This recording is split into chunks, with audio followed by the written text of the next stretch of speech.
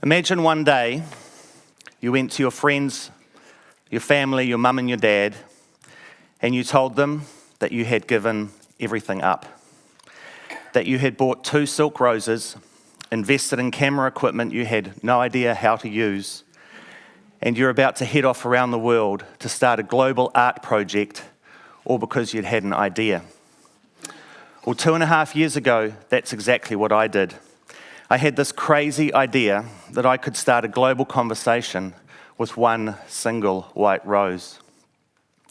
I chose one of the most ancient languages known, the visual language of art, because I believe it is more powerful and profound than any other language known.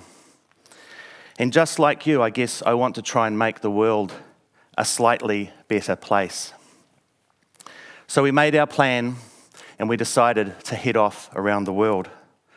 But a couple of things struck me. I truly believe that one of the most powerful things in the world is not a woman, it is not a man, and it is not a bomb. I believe one of the most powerful things in the world is in fact an idea. And before I tell you my idea, I want to tell you a little bit about the journey and the story about how I got here today. I'm not the sort of person that finds it at all comfortable talking to people. If you sit next to me on the plane, the likelihood of me saying hello is very low.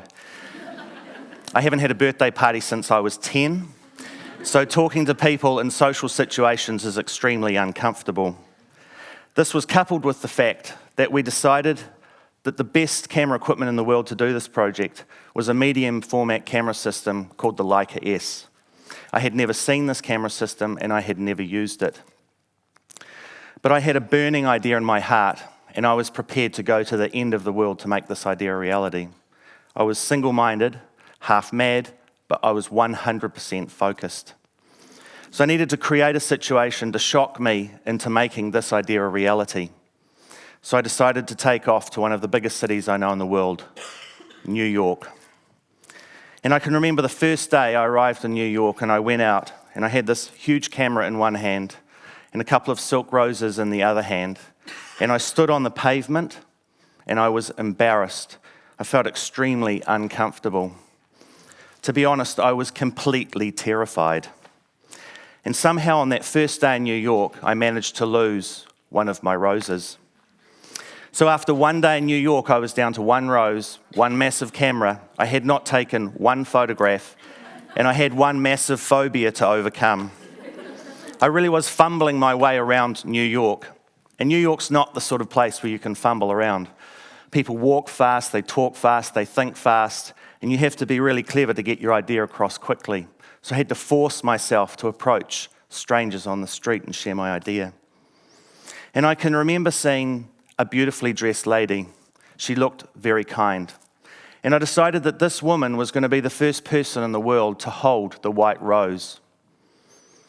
So I walked up to her and I introduced myself. I said, "Hi, my name is Stu Robertson and I'd like to take your photograph." And I'll never forget, she looked at me straight in the eye and she said no. And she just turned around and walked away. And in that moment, I felt completely invisible. I felt like a teenage boy at a school dance. And I decided that I was going to have to grow a thick skin, perfect my ask, and just get used to a tidal wave of rejection. Every day I left my room, I would walk past the same homeless man, and he would collect and sell old newspapers for a donation. I really wanted to share my idea with him. He was the most fascinating looking man. He had beautiful hands, and I was sure his life story would be amazing. But I was so full of fear and doubt. I was so worried about what he might say to me, how he might reject me, chastise me for not picking a different coloured rose, that I would just pick up pace and walk on by. It was late 2012, and winter was approaching, when at 8 p.m. one evening, Hurricane Sandy slammed into the east coast of New York. And it was devastating. Manhattan was cut off from the rest of the world. Some parts of the East Coast were completely devastated. People had died. My part of town had no power, no heating, no cell phone reception, no water, no petrol, no shops were open. And it was here that I faced some of my darkest hours. All the voices in my head were questioning what on earth I was doing. And everyone back home was also questioning what on earth I was doing. It would have been so much easier just to admit defeat and come back to New Zealand. But I still had that burning idea in my heart. I still really honestly felt that this idea had hope, that it had legs. So I decided to dig deep. And I started talking to real people on the street. Eventually, I summoned the courage to approach that homeless man, and I shared my idea with him.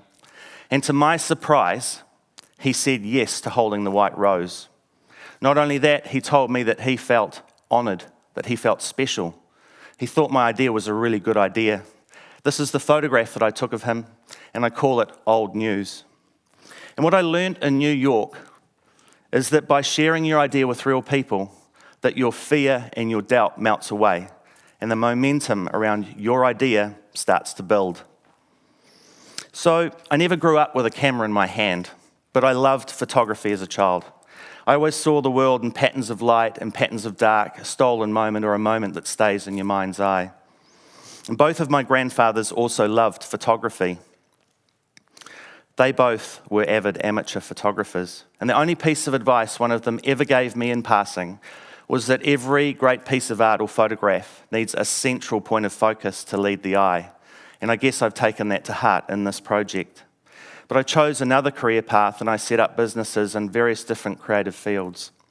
But I've come full circle back to the art form that I love, the art form that inspires me, and that's photography. Because I believe that art is intimately entwined in the heart of humanity and that it communicates like no other form of language. I believe that art moves effortlessly across borders and it can inspire people. My incredible wife, Semele, who has been on this journey with me since day one and had to put up with me ringing going, I'm in Iraq for a little while, and having the odd sleepless night, as well as joining me on some of these journeys. And one of the journeys was a couple of months in northern India, in Rajasthan. And as we drove deeper into the Thar Desert, down long, dusty, winding roads, past cows and monkeys and pilgrims and gypsies, we got into situations where people understood less and less about what we were trying to communicate. So just like cave drawings, we would revert to the visual language of art to communicate our idea. So I would reach into my pocket, I'd take out one of my cards, and I would gesture to people holding the rose. And then with the rose, I would gesture to them. And they would agree and take the rose from me and pose for a photograph. We ended up in many crazy situations in incredible cities, and one of them was Udaipur. It was swelteringly hot, and what seemed like millions of cars and cows and people and incense jamming their way into the back of my nose. I would walk relentlessly around the alleyways and the streets to find interesting and incredible people to photograph holding the white rose. And I'll never forget, I was standing on the side of the road, and as I looked across the road, I saw Remka. She was sitting on the curb, and she was surrounded by her 4 children, and like so many people in India, she was begging for her living. I was captivated by her rough beauty.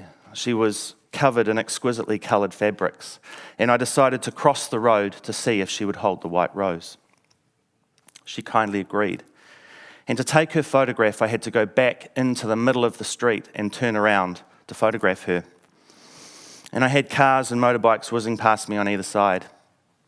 And as I looked with one eye through the lens of the camera, the blue fabric that was on her lap fell away to reveal her newborn child. And this moment shocked me. But this image to me represents so much of the dichotomy that is India. And it is for these people that I'm doing this project. Every time someone stands and holds the white rose, they are representing all of humanity. They are representing each one of us. When the rose sits in the hands of mothers, farmers, soldiers, people from every kind of vocation on the planet, they are representing each one of us. So I believe, and this might be an obvious thing to say, but I believe that the world has never needed peace like it needs it now. I believe that all things on the planet, the people, the animals, the environment, everything needs peace like it has never needed it before. And I truly believe that everything is connected. And through photography and art, I want to explore this connectedness in the human condition. And I've chosen a symbol, the white rose, to explore this in our humanity.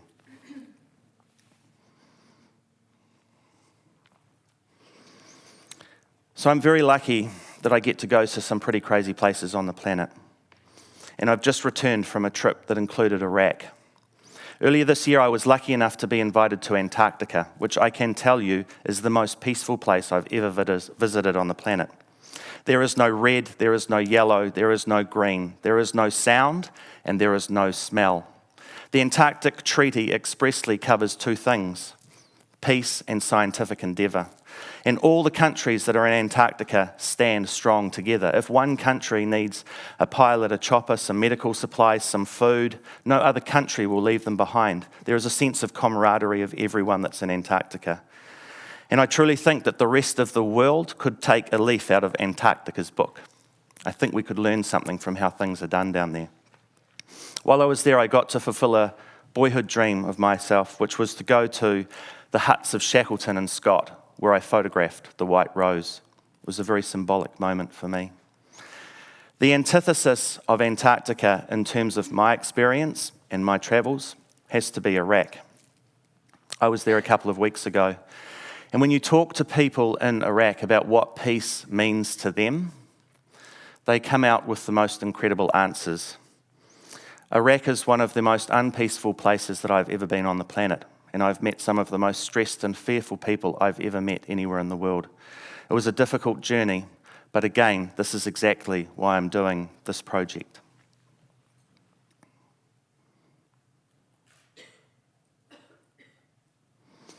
So that is a little bit about my idea. So I guess I should now share with you what that idea is. My idea is photographing a single white rose, which is an ancient symbol of peace, in the hands of 10,000 people from every single country on the planet. The journey gets gritty and the journey gets challenging, but this journey continues to be the most extraordinary experience of my life, creating these artworks, meeting and talking to each person that I photograph.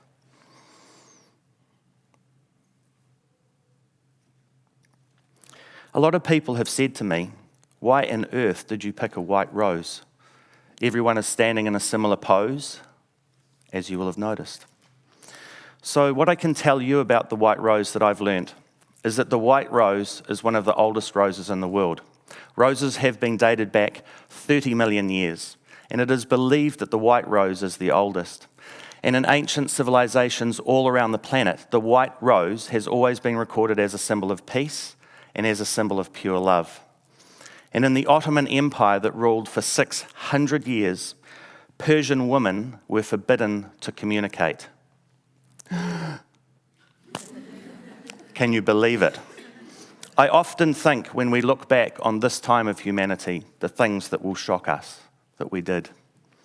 But women were very clever, and they formed their own way of communicating, and they solidified communication with coloured flowers. So yellow, friendship; red was passion, and white remained peace and pure love. We knew to gain momentum for this project that we needed high profile and incredible people. And there's not really anywhere on the planet that's better to meet high profile, incredible people than Los Angeles. So I've spent a lot of time in LA on this trip. I can remember the first time I landed, I had the phone number for one person who said that they knew a couple of people and they were happy to try and connect me. So I got really, really good really quickly with talking to everybody that I met and sharing my idea. And people were incredible, amazing. Everyone wanted to connect and try and help out.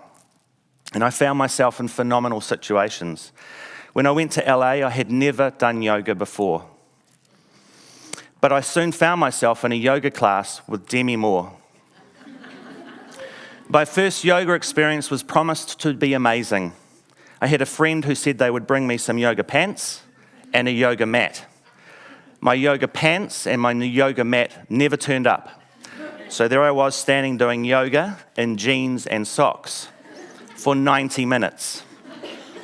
And soon after that experience, I found myself being introduced to some of the most incredible people that I never thought would add their voice and would stand and help us build the momentum of our project. People like Jamie Lee Curtis and Ricky Gervais, Daryl Hannah, reenacting a famous pose, Danny DeVito, Melanie Griffith, Mickey Rourke, Lucy Lawless, thank you Lucy, Emily Blunt, and Ringo Starr. There have been so many people that have added their voice to this project and help us build momentum. And I'm sure you all hear that quiet inner voice that connects you with your deep inner child and your wish for peace and happiness. And when we started this project, we thought that it would take many years to build any sort of momentum, to create any sort of change. And yet when we look back where we're standing right now, we're amazed by the hundreds of doors that have opened and the thousands and thousands of people that have lent their voice to our project. We are very thankful, and it continues to be incredibly humbling. So my advice to you, if you're here in the audience today or watching this at your desk or on the couch at home, is that if you ever find yourself in a situation where you have an idea or you have a dream, but your quiet inner voice is not as loud as the doubt and the fear, and you cannot see a clear path, then you should take a moment, take a breath, and take a leap, because that inner voice is your true self, and it will show you your true meaning.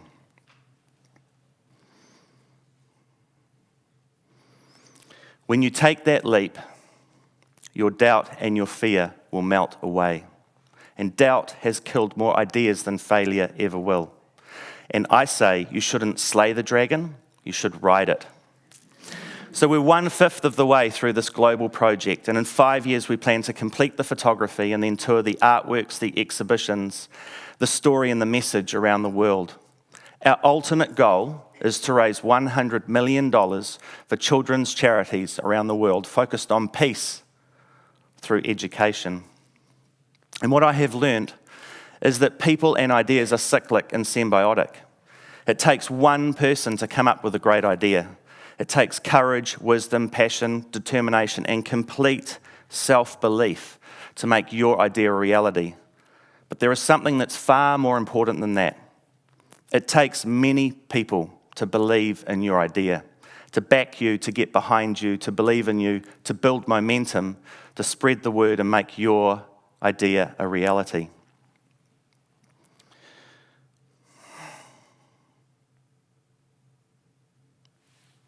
I believe that humanity is enormously powerful, and that what we focus on today creates the future tomorrow. And you are each responsible for and have the ability to choose how you will affect the ripple. And what I have found through talking to thousands of people about what peace means to them is that peace actually sits within each one of us. So what I've actually really discovered in doing this project is that the most powerful thing in the world is not humanity, it is not a country, and it is not a bomb. The most powerful thing in the world is you. Thank you.